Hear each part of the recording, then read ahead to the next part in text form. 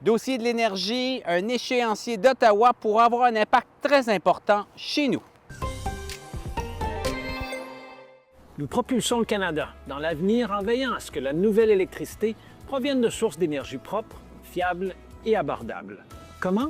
En modernisant le réseau électrique du Canada, en favorisant la transition vers une économie carboneutre d'ici 2050. Ce qu'il faut comprendre, c'est qu'Ottawa change un peu de discours pour ce qui est de son objectif de parvenir à un réseau canadien de production d'électricité sans émissions de gaz à effet de serre. Depuis quelques années, pour la plupart des communications gouvernementales, on faisait référence à l'atteinte d'un réseau carboneutre d'ici 2035.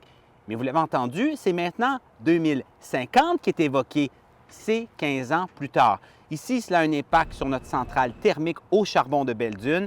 Ottawa impose au Nouveau-Brunswick de modifier cette centrale pour brûler un autre combustible moins polluant, même de carrément la fermer, cette centrale. Mais là, on comprend que l'on est peut-être moins pressé que prévu.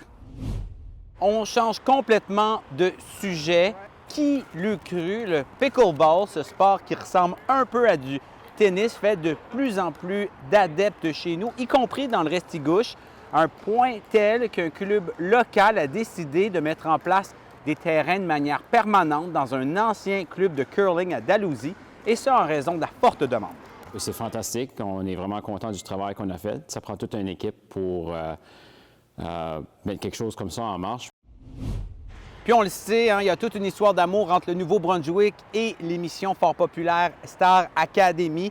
Et encore une fois, nous serons bien représentés à cette émission-là de concours de chant de TVA, 2 fois plutôt qu'une, en fait, pour cette nouvelle édition, avec la participation de Randy Maigrat de Tracadie-Shaila et Philippe Leboutillier de Pont-Landry.